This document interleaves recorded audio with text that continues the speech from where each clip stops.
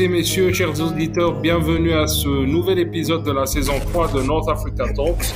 Nous avons le plaisir d'accueillir parmi nous aujourd'hui Monsieur James Polk, journaliste et chercheur. Il nous parle à partir du sable chaud de la Californie sur un sujet qui nous ramène au sable chaud du Sahara, les problématiques de sécurité de cet immense désert qui va de l'Égypte à l'Atlantique, de Bizerte, le point le plus au nord de l'Afrique, à la savane sahélienne.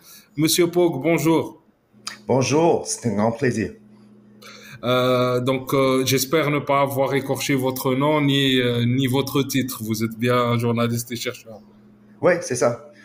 Plutôt journaliste que chercheur, mais c'est pas un problème. Vous êtes un chercheur de terrain. Vous étiez récemment en République centrafricaine, où vous avez eu quelques démêlés là-bas avec notamment la justice, et vous étiez en train de travailler sur le cas de Wagner.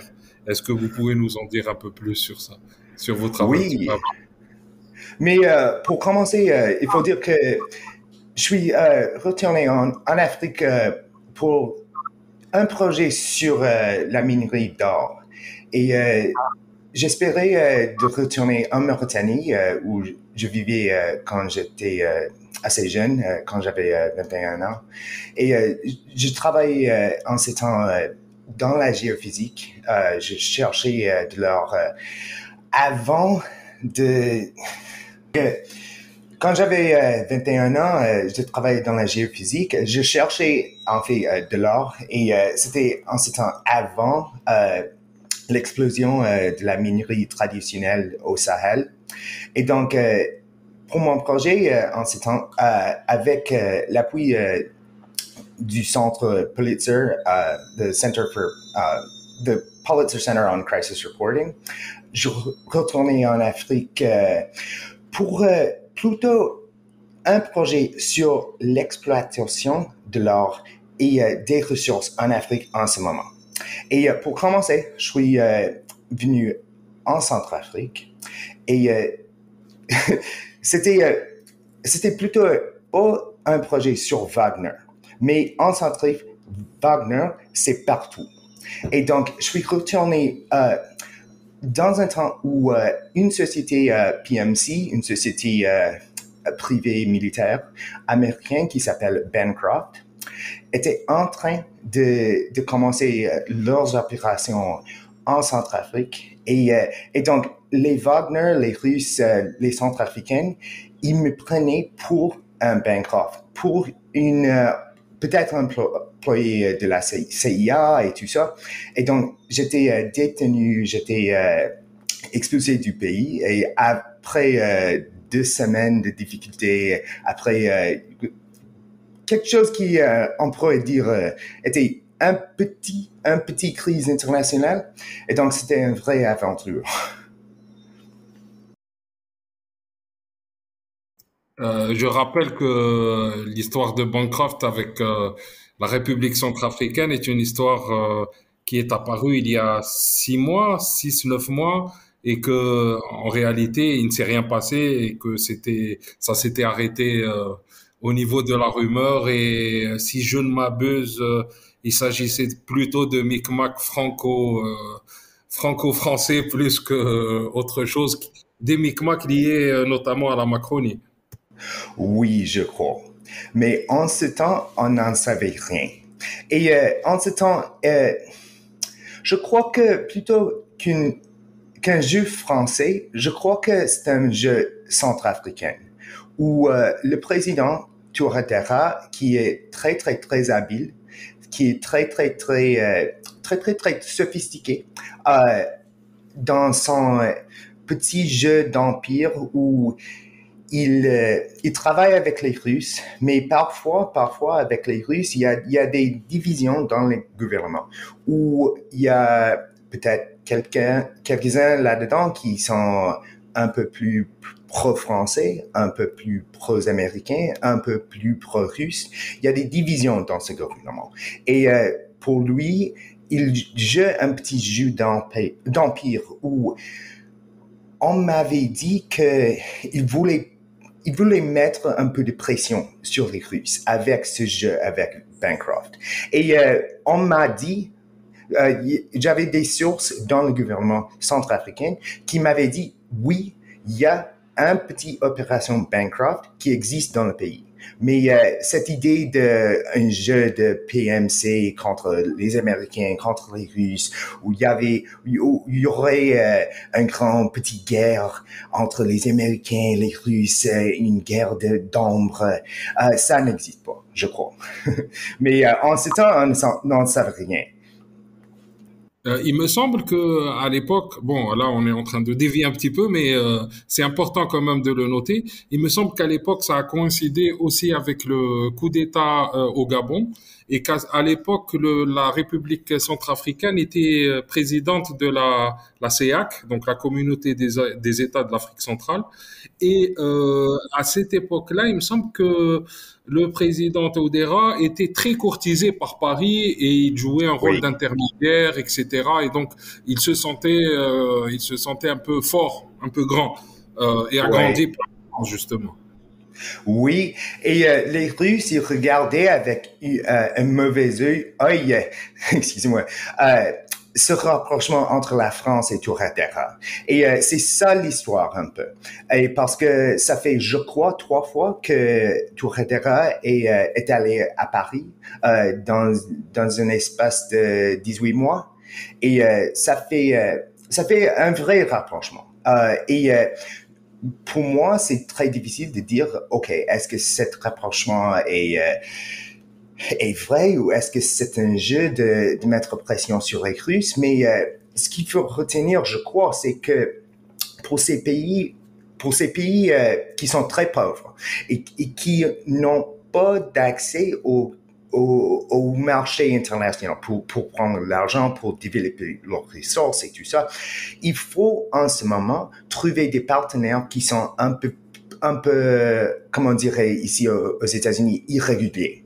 Et pour eux, ils ont trouvé dans les Russes un partenaire qui est très brutal, mais qui a beaucoup fait pour terminer une guerre civile. Et ils ont trouvé un partenaire qui, à l'époque, était très accueilli par la population. Parce que ils ont apporté un peu de stabilité, un peu de paix dans un pays là où chaque fois qu'il y a une groupe rebelle qui approche Bangui, il y aurait une grande fuite de la population. Et maintenant, avec les Russes, ça n'existe plus. Mais en même temps, il y a beaucoup de viols, beaucoup de massacres, beaucoup de difficultés dans la brosse. Et on sent dans la population, même pour moi qui était à Bangui, qui était détenu, donc j'avais des difficultés à faire mes reportages, mais c'est très évident que la population commence à tourner contre les Russes parce qu'ils ont vu tout ça. Ils ont vu les viols, ils ont vu les massacres, ils ont entendu parler de beaucoup de choses qui se passent dans la presse. Et donc, c'est beaucoup plus difficile pour Touadéra de maintenir son pouvoir avec l'appui des Russes parce que la population, ils ont vu un changement avec les Russes qui se prennent comme des rois dans la presse. Et donc, pour eux, je crois que les Russes vont avoir beaucoup plus de difficultés dans les prochaines années. Soit en Centrafrique, soit peut-être au Mali, où il y a des mêmes problèmes, soit peut-être en Burkina. Mais c'est un processus parce que avant la population, ils vont voir les Russes tuer tout le monde. Et pour une société qui a vu 10 ans de guerre, il y a un certain appui pour ça, il y a une certaine, je dirais même, ça donne une sens de relâche après la tension de guerre qui existe pour 10 ans, 12 ans au Mali, presque. Mais après tout ça, après les massacres que les populations vont voir, la politique commence à être beaucoup, beaucoup plus difficile. Je vais mettre mon masque d'Africain, car Oui. je suis africain, et je vais vous poser une question de manière très différente qui OK. va peut-être vous choquer.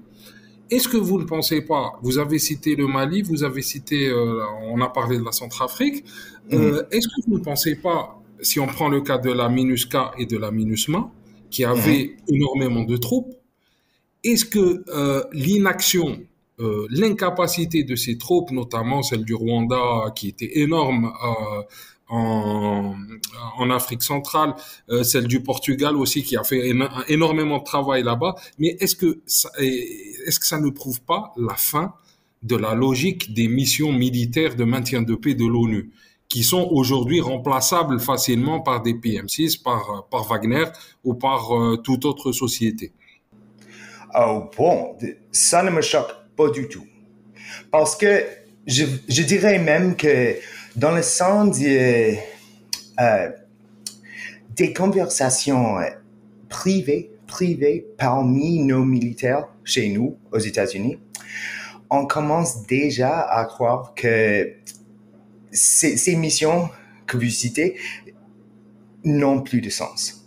Et je viens ce matin de lire un article très, très, très intéressant dans une magazine, dans une revue liée à la droite, ici aux États-Unis, où la conversation parmi les anciens du AFRICOM, si vous connaissez AFRICOM, c'est notre Commandement exactement, c'est ça.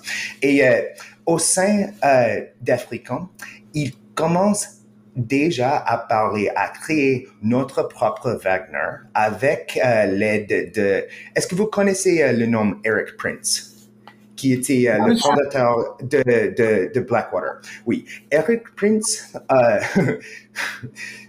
j'ai pas dit ça avant parce que j'écris sur lui dans un autre article, mais on parle en français, on parle dans une conversation sur l'Afrique, et donc je vais mentionner ça. Mais Eric Prince, c'est une figure, si Trump est élu, qui va avoir beaucoup, beaucoup, beaucoup d'influence dans notre politique étrangère dans les prochaines années. Et Eric Prince, il parle déjà de créer une nouvelle société PMC pour faire la compétition contre Wagner. Mais on parle, dans la scène des anciens d'Africom, même d'appuyer les activités de Wagner. Pourquoi? Parce que ça nous aide. Nous partageons des ennemis. Nous partageons une entrée sur la stabilité en Afrique. Et je dirais même qu'ils vont voir chaque livraison d'armes pour les Russes en Afrique, chaque déploiement de soldats russes en Afrique, ça amène des matériaux et des hommes en Afrique, et ça prend de l'effort qui est mené maintenant en Ukraine. Et donc, pour nous, c'est quoi le problème? Stratégiquement, pour les Américains, on aime un peu les activités de Wagner en Afrique parce que ça nous aide. Et donc, ça, c'est une très, très, très nouvelle conversation. Mais ça commence. Et pour nous, je crois qu'on a vu les échecs, même des Français, même de nous. Parce que nos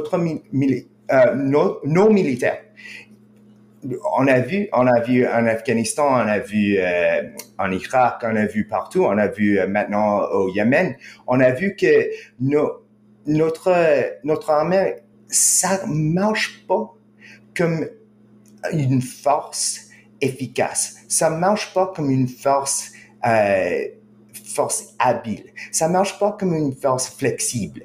Et on a vu que Wagner, ils vont faire quelque chose que même Blackwater n'ont pas vraiment appris comment faire. Et donc, pour nous, je crois que notre approche va être un peu différente dans les années prochaines. J'ai quelques commentaires à faire sur ça, mais moi aussi j'ai une oreille qui est dans les coulisses de ce qui se passe dans ce domaine. J'entends parler aussi en Libye, par exemple, de la constitution d'un America Corp pour contrer l'Africa Corp russe, et qui serait mené par Amentum, une autre PMC américaine, qui viserait à former une légion étrangère en Libye pour chasser justement Wagner et pour faire la guerre à Wagner, au moins en Libye, peut-être ailleurs en Afrique. Est-ce que vous avez entendu parler de ça? Et deuxième question, vous avez parlé d'Eric Prince. Est-ce que Donald Trump, s'il devient président, lui pardonnera d'avoir reçu du financement de Chine? Parce que ce fut le cas pendant ces dernières années du moins. Oui, ok. Bon, pour la Libye, pour moi, franchement, j'en sais pas beaucoup de la Libye parce que j'étais en Mauritanie, au Burkina et en Centrafrique et mes reportages, c'était seulement vraiment sur l'or. Parce que sur les liens entre l'or et la géopolitique. Et donc, pour moi, la Libye, c'est quelque chose de différent. Mais pour Prince et la Chine, bon, je suis dans des conversations avec beaucoup. J'écris beaucoup sur la droite américaine. Et mon impression, c'est que Prince, il travaillait avec les Chinois pendant des années et on en sait beaucoup c'était quelle année? 2018, je crois, qu'il y avait beaucoup d'articles sur ça. Et je crois que pour lui, cette attention a été très difficile pour lui parce qu'il jouait un peu un double jeu. Et maintenant, je crois que il y a un peu de regret, en fait. Et il essaie très fortement dans les petits réseaux.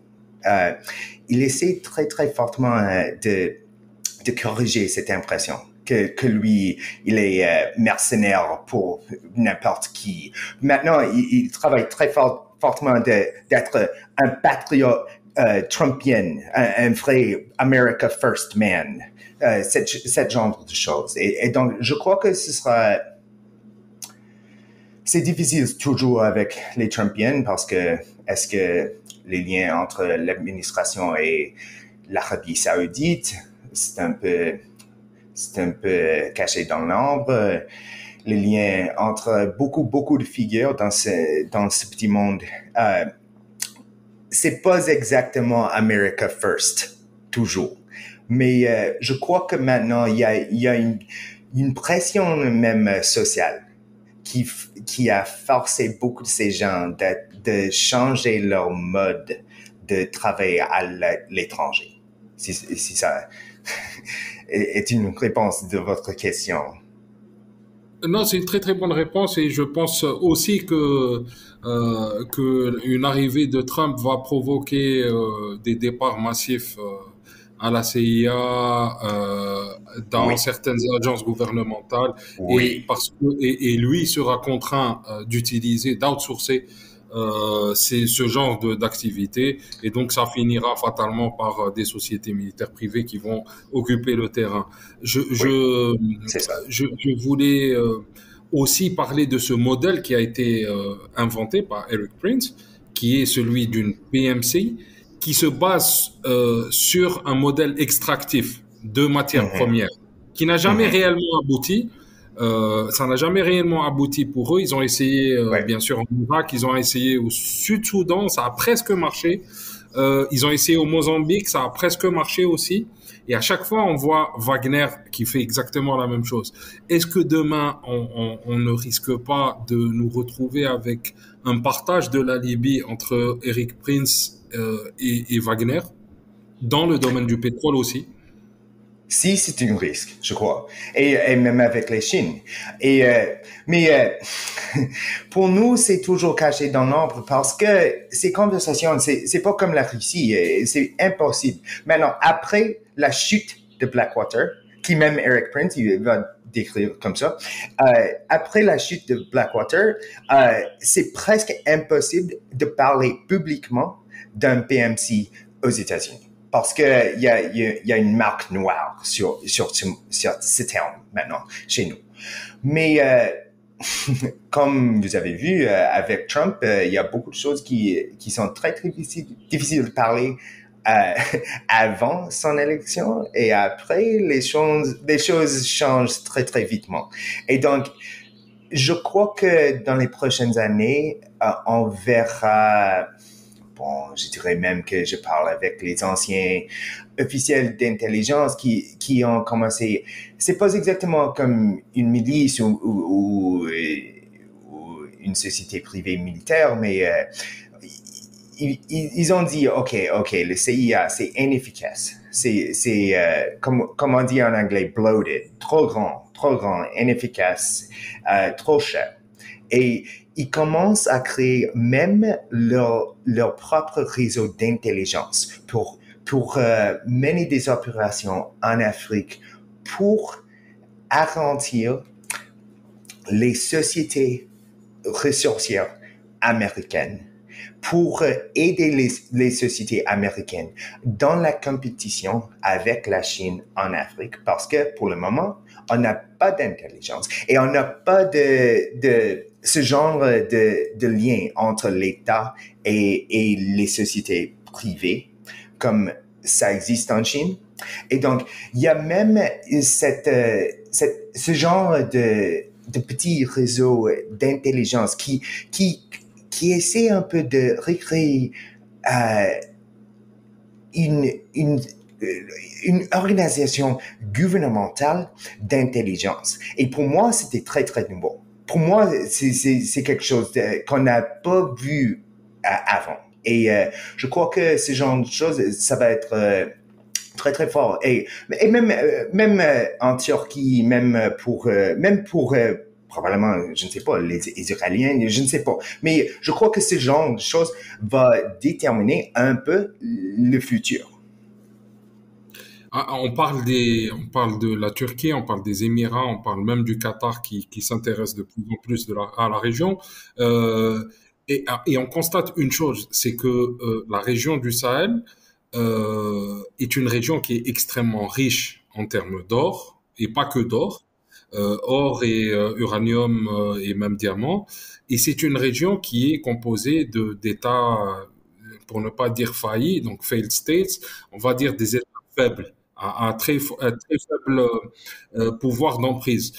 Est-ce que vous ne pensez pas qu'un pays comme l'Algérie, qui est le seul pays aussi sahélien qui est encore fort, est-ce qu'il ne peut pas être un facteur justement de stabilisation et de protection de l'extraction des matières premières pour les autres pays de la région?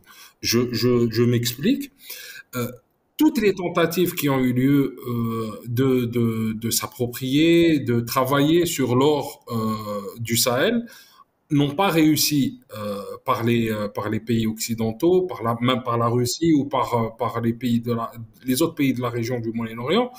Ils n'ont pas réussi parce qu'aucun de ces pays n'avait un pied sur terre là-bas. Est-ce que l'Algérie ne devrait pas tenter de jouer sur ça et essayer de stabiliser la région? Mais bien sûr que oui. Et je crois que dans dans cette histoire de compétition géopolitique et compétition de grands empires, peut-être pour nous les Occidentaux, mais même pour les Africains, même dans les pages de Jeune Afrique, on perd un peu la compétition entre le Maroc et l'Algérie, les joueurs du jeu d'échecs qui sont un peu plus petits, mais je crois que, bon, j'étais en Mauritanie. J'étais en Mauritanie pendant 6 semaines.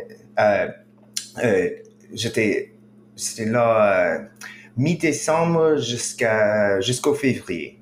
Et avant ça, j'ai passé 1 an en Mauritanie, en 2007. Et en Mauritanie, est-ce que les États-Unis, est-ce que la France est une grande influence? Oui, peut-être. Mais l'Algérie, le Maroc, les Émirats, la Turquie, tout ça, peut-être ce sont des influences plus fortes. Et je crois que c'est très, très, très difficile pour les Occidentaux de comprendre tout ça. Parce que on a un mindset, comment dire en anglais, un mindset de unipolarité, un mindset de jeu entre l'Occident et la Chine et la Russie et tout ça, mais je crois que le multipolarité, comment dire ça en français, mais the multipolarity, c'est difficile de me dire même en anglais, mais ce nouveau monde, c'est très difficile de comprendre. Et même pour nous, qui sont des chercheurs, qui sont des écrivains, tout ça, et qui pensent à ça chaque jour, même pour nous, on ne sait pas exactement comment ça va dérouler. Et donc, oui, pour moi, c'est quoi? Ok, après la chute des accords d'Alger, on voit, ok, c'est quoi l'intérêt maintenant de l'Algérie? C'est quoi le prochain démarche pour l'Algérie? Et pour moi, comme Américain, bon, ça devient assez complexe parce que j'ai pas fait 10 ans en suivant la politique algérienne.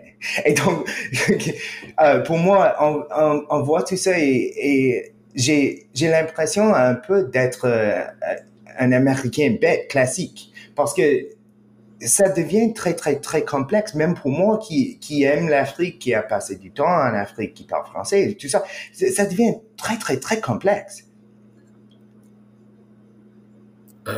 C'est complexe aussi pour nous, et d'ailleurs j'invite ceux qui comprennent quelque chose à nous expliquer. C'est d'ailleurs le but de ce podcast. Est-ce que vous ne pensez pas que la Russie est un acteur éphémère dans la région et que sa présence, ses actions sont plus du spoiling game et plus de l'occupation d'espaces vides qu'une véritable stratégie? Oui, je crois que c'est ça. Parce que on parle souvent aux militaires, soit français, soit mauritaniens. Parce que j'ai parlé beaucoup avec les officiers de l'armée mauritanienne et on parle du staying power. On parle du pouvoir de rester, du pouvoir de exporter la force. Dans les régions là où on n'a pas beaucoup de liens historiques, on n'a pas de réseau logistique et tout ça, et je crois que ce sera très, très, très, très, très difficile pour la Russie dans les années prochaines parce que, bon, c'est quoi l'intérêt historique de la Russie au Mali? C'est quoi? Il n'y en a pas. Et même pour les Français qui ont eu beaucoup d'échecs et qui ont fait franchement beaucoup d'erreurs au Sahel, on a vu ça, tout le monde sait, mais pour les Français, il y a des réseaux de connexion humaine qui ont formé ces sociétés à la base presque. Et pour la Russie, ça n'existe pas. Maintenant, c'est un arrangement d'intérêt. Et ça peut marcher pour un temps, mais après la guerre en Ukraine, après peut-être après quelques années où la Russie a trouvé des moyens de trouver de hard currency, de trouver des imports qui vont aider l'effort guerrier en Russie. Est-ce que ces 11 millions de dollars qui Wagner trouve du gouvernement malien, est-ce que ce sera très important pour la Russie? Je crois que non. Et après, on a vu quelques... Parce que il y a des soldats russes qui meurent dans ces pays. On oublie ça souvent parce qu'on n'entend pas beaucoup de nouvelles sur tout ça. On voit ça pas vraiment, mais il y a beaucoup de Russes qui meurent en Afrique. Et après 10 ans de ça, est-ce que ça va exister? Je crois que non. Au Burkina, je crois que non. Mais pour le moment, l'or, c'est une ressource qui est, comme vous savez, c'est très facile d'entrer dans les marchés internationaux, c'est très facile de convertir, c'est une ressource efficace dans beaucoup de sens. Et pour le moment, ça aide la Russie. Après, je crois que non. Après, je crois que même après 2 ans, 3 ans de guerre, ça va terminer. On a parlé de la Russie, on a parlé des Occidentaux, on a parlé de l'Algérie, même du Maroc. On n'a pas parlé de l'acteur du boogeyman de l'histoire, de l'acteur de l'histoire qui est les réseaux terroristes, les réseaux djihadistes qui se trouvent en Afrique du Nord et dans la région du Sahel et bien au-delà. On en trouve en Afrique. En Afrique centrale et même jusqu'au Mozambique, donc même en Afrique australe. Est-ce que on peut s'attendre aujourd'hui à l'émergence d'une sorte d'émirat islamique de type Afghanistan d'aujourd'hui dans la région du Sahel, au Mali ou au Niger ou à travers les différentes frontières de cette région-là? Est-ce que le risque est là et est-ce qu'il y aura quelqu'un pour payer l'échec de ce plan de constitution d'un émirat du désert? Bon, je ne sais pas si vous le savez, mais quand j'étais en Mauritanie, j'habitais à Zurghat, là où il y a des grandes mines de fer. Et à cette époque, il n'y avait pas de route à Nouakchott. Donc, il fallait prendre une 4x4 et tout ça. Et je ne sais pas si vous connaissez le nom, Sidi Ould Sidna, mais c'était OK. Et donc, j'étais là à l'hôtel Casablanca pendant l'attentat contre l'ambassade d'Israël en 2008. Et donc, pour moi, c'est une histoire qui est assez personnelle. Parce que j'ai vu tout ça. J'ai vu le commencement de cette guerre, le commencement du guerre contre dans le c'est quoi le nom? Le Katiba al-Mourabitoun. C'était le passage du GSPC vers AQMI. Exactement, c'est ça. J'étais là à cette époque. Et donc, pour moi, c'était un peu ma formation comme adulte parce que j'avais 20 ans et après 21 ans, j'étais en Mauritanie. C'était une grande aventure et tout ça. Et donc, OK. Bon. Bon, 15 ans plus tard, je retourne et tout a changé parce que le GSPC ou bien AQMI, AQMI a changé beaucoup. Comme vous savez, il y avait le commencement du djihad noir, comme on dit. Il y avait plus de guerre en Mauritanie et on peut parler de ça. Est-ce qu'il y avait un accord entre AQMI et les Mauritaniens? Et, je ne sais pas 2009. Si... Oui, je crois qu'en 2011, mais peut-être vous savez mieux que moi. Mais bon, il y avait des lettres entre Al-Qaïda et entre AQMI et Bin Laden qui parlaient d'un accord en nord-syrien. C'est pas mon domaine, mais bon, ok.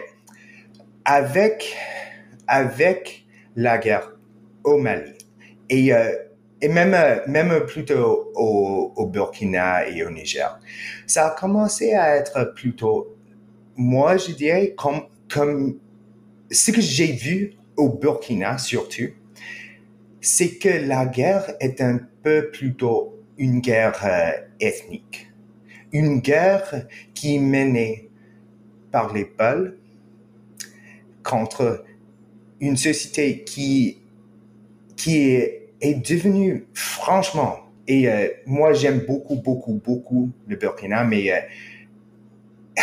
qui est devenu un peu raciste contre les Peuls. Il y a des divisions qui sont liées au changement climatique, qui sont liées à la sécheresse au Sahel et au Sahara, où il y a des cultivateurs et les éleveurs qui ont des conflits qui sont liés à l'écologie. Mais c'est devenu une guerre, moi je dirais, un peu ethnique. Et c'est vrai au Mali, là où il y a le conflit contre les Touaregs et le gouvernement, et aussi un conflit différent entre les djihadistes qui sont plutôt Peuls que d'autres groupes. Et donc, pour moi, un califat, est-ce que ce sera un califat Peul, comme on a vu dans les années 10 000 ou 18 000, 18, à la 18e siècle, ouais, à la fin du 19e siècle. Oui. Mais est-ce que ce sera quelque chose comme ça? Moi, je crois que non. Je crois que la violence, c'est un peu plutôt aléatoire et c'est un peu plutôt ethnique que la violence comme avec ISIS, avec l'IA. Donc, je ne sais pas si je crois qu'il y a... Oh. Sorry, there's just somebody just walked in. Je crois qu'il y a une différence entre ce qui se passe au Moyen-Orient et en Afrique maintenant. Parce que pour nous, on ne parle pas assez de la dimension ethnique. C'est tout à fait vrai. Vous aviez d'ailleurs tout à l'heure mentionné les cultivateurs et les éleveurs. Vous avez oublié les chasseurs qui sont Oui. très importants dans les chasseurs d'oiseaux et aussi au Mali. Non, c'est vrai que le facteur ethnique est un facteur qui est très important dans la région. Le facteur climatique est un facteur aussi qui est déterminant. D'ailleurs, on détermine la géographie du Sahel par rapport aux lignes de pluie. Et n'est Sahel que entre telle et telle ligne de pluie. Mais est-ce que vous ne pensez pas que on a parlé de Jenim, donc Massina et tout, et Al-Qaïda, etc. Est-ce que vous ne pensez pas que l'établissement de l'EIS aujourd'hui, qui s'appelle l'EIS, l'État islamique au Sahel, est-ce que ils n'ont pas eux plutôt des chances de créer une sorte de proto-État ou d'embryon-État, peut-être dans la région des Trois Frontières ou au Niger, du moins? Il y a des circonstances qui sont différentes. En Syrie, il y avait un ennemi qui était l'État d'Assad, qui était très clair. Il y avait une ethnie arabe qui était assez unie. Et je crois que ça n'existe pas en Afrique. Je crois que en Afrique, c'est beaucoup plus compliqué. Donc, je crois que pour les califats, on voit souvent que les califats sont des califats qui sont à la base ethniques. En Afghanistan, en Irak et en Syrie. Et je crois que les circonstances en Afrique sont différentes. Et donc, je crois que pour moi, c'est plutôt que le chaos et la difficulté entre les sociétés qui sont à la base cultivateurs et qui sont un peu nomades, qui sont demi-nomades, on dirait, c'est pas exactement une base qui traditionnellement va fonctionner comme un califat dans les États comme on les voit en ce moment, dans le monde moderne. Et justement, en parlant de ça, de ce regroupement de groupes djihadistes dans la région, que pensez-vous de l'alternative qui est celle du regroupement des États, donc dans ce qui est appelé aujourd'hui l'AES? Est-ce que 3 ou 4 États aussi faibles économiquement et politiquement et qui font face à autant de défis, de challenges, Ouais. est-ce que le fait qu'ils se regroupent sous peut-être une bannière ou avec l'appui de la Russie, est-ce que ça va changer quelque chose ou ça ne sera juste une addition d'États défaillants, pour ne pas dire faillis? Bon, franchement, ce sera un grand test de cette multipolarité parce que la Russie parle et les BRICS, ils parlent souvent de créer des raffineries d'or, ils parlent de tous ces projets qu'ils disent que l'Occident n'a pas fait. Ces projets de développement réel, d'aider, ils parlent d'aider ces pays à créer des moyens de développer leurs propres ressources et de créer des moyens de s'enrichir eux-mêmes. Et c'est ça que parlait Thomas Sankara. C'est de ça que parlait Patrice Lumumba. Et c'est ça que les Africains attendaient pendant une demi-siècle. Mais ça n'existe toujours pas.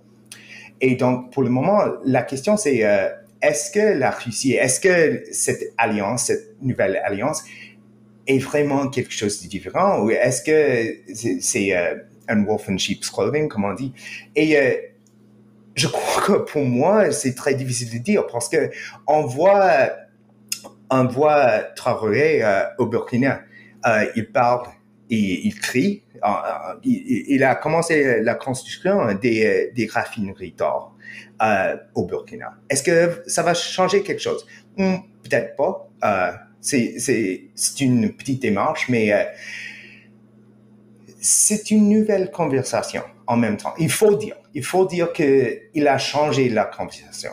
Et je crois que ce changement de conversation, ça peut mener quelque chose de réel. Et je ne sais pas, parce que je suis américain, c'est normal pour nous de dire, OK, ce sont des gouvernements illégaux, ce sont des pro-russes, ils ont beaucoup de problèmes. Oui, OK, c'est vrai, mais il faut avoir ces conversations parce que les moyens de développement que nous on a menés en Afrique, ça n'a pas marché.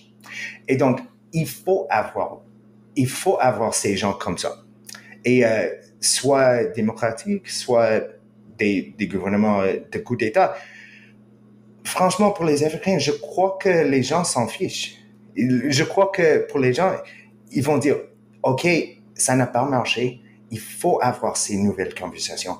Et je crois que ça, c'est réel. Je crois que ça peut mener quelque part. Mais il faut avoir des marchés internationaux. Il faut avoir, soit, si c'est pas l'argent américain ou français ou quelque chose, il faut avoir ce banque de briques et tout ça, parce que sans ça, ça va pas marcher. Et donc, ce sera très difficile. Et je crois que on voit maintenant un tournant de politique internationale et je ne sais pas exactement où ça va mener. Je crois que personne ne sait.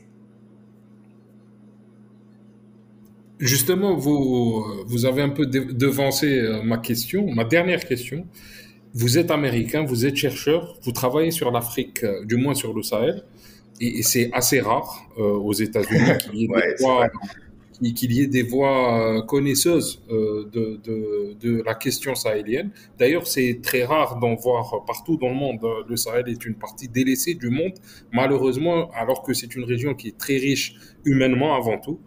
Euh, Vous, en tant qu'Américain connaisseur, quels conseils donneriez-vous à l'administration américaine, quelle qu'elle soit, pour établir une nouvelle approche vers le Sahel et peut-être vers l'Afrique, de manière générale? Ouf, c'est une grande question. Mais bon, il faut dire d'abord que notre système, je crois que, comme vous le savez, notre système est dominé par les élites. Et c'est un grand problème parce que avant, même s'il y avait des jeunes gens du CIA et du département de l'État, il y avait avant des gens qui étaient un peu plus basés sur terre. Et maintenant, ça n'existe plus. Maintenant, on a une manque de compréhension. Et ça existe en France, ça existe en Angleterre et ça existe surtout aux États-Unis. On apprend la politique africaine dans les salles de Princeton, dans les salles de Harvard. Et ça marche pas. Parce que quand je parle avec les gens qui sont des diplomates, qui sont des espions, qui sont des militaires, ils comprennent pas l'Afrique. Il faut commencer avec ça. Il faut commencer avec les gens qui ont vécu en Afrique, qui sont des Africains, qui parlent les langues. Même moi, je parle pas arabe. J'ai passé une partie de ma vie en Mauritanie. Je parle pas hassania. Mais même moi, qui connais très bien la Mauritanie, je peux pas trouver une job, comme on dit au Québec, une job dans le gouvernement américain parce que ça marche plus comme ça. Avant, ce sera très facile pour moi de trouver du travail avec notre diplomate parce que ils veulent les gens qui connaissent le terrain. Ça n'existe plus. Donc, c'est ça pour le commencement. Mais après, il faut comprendre pourquoi ces pays comme le Mali, comme la Mauritanie, pourquoi ces pays sont restés pauvres. Et pour ça, il faut comprendre qu'il y a un empire, qu'il y a un vrai empire américain qui existe dans le monde. Et pour nous, on n'aime pas cette conversation. On n'aime pas parler du système euro-dollar. On n'aime pas parler des systèmes de pouvoir qui existent dans le monde, qui sont liés au système atlantique qui est mené par nous. Et si nos dirigeants comprennent pas le système qu'ils dirigent, je crois que ils vont avoir des problèmes avec ces pays comme la Russie qui comprennent ce système mieux que nous. Et ça, c'est un grand problème parce que les Russes, ils ont trouvé des moyens d'opérer en Afrique, même dans les petits coins de notre système. et je vois ça parce que je suis grandi dans les petits coins de la gauche américaine et pour nous l'empire américain c'est un mode c'est un curse word presque mais je vois en Afrique parfois avec regret le recul du système parce que si le remplacement va être la Chine, si le remplaçant va être Wagner, je crois que ça c'est pas exactement un système meilleur. Et donc, j'espère que pour nous, on devient un pays qui peut comprendre notre rôle dans le monde avec un œil clair. Et avec cet œil clair, je crois qu'on peut mener et aider l'Afrique beaucoup mieux qu'avant. Même si c'est pas avec ces mots de démocratie et de développement et d'aide humanitaire et tout ça, ça n'a pas marché. Donc il faut trouver d'autres moyens. Mais il faut trouver ces moyens avec un œil clair sur ce système qui nous mène maintenant, même si c'est un système qui trouve des difficultés en ce moment. Est-ce que la solution ne serait pas justement de favoriser l'émergence d'une sorte de Dubaï africaine ou nord-africaine ou sahélienne qui serait une sorte de point focal pour les populations de la région et qui permettrait de garantir un enrichissement de ces populations et de les fixer justement là-bas avec un appui des Occidentaux qui investiraient massivement, non pas en distribuant de l'argent sur au profit des capitales africaines qui vont faire disparaître cet argent, mais plutôt dans une sorte de Mecca, de Mecque, au sein du Sahara. Oui, c'est une question très intéressante. Mais où sera ce Dubaï? Quelle ville? Quel pays? Ça peut être Tamanrasset, ça peut être Gat, ça peut être Nouadhibou, ça peut être. Il faut que ce soit central et à la fois au nord et au sud.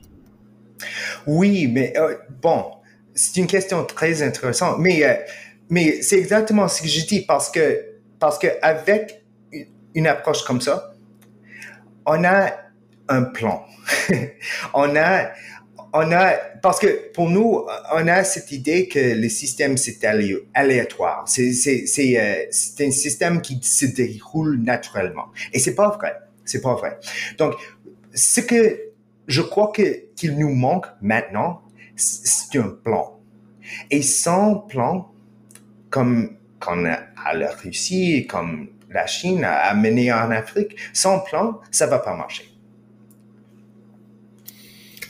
James Pogg, merci beaucoup. Ce fut une rencontre très, très, très intéressante.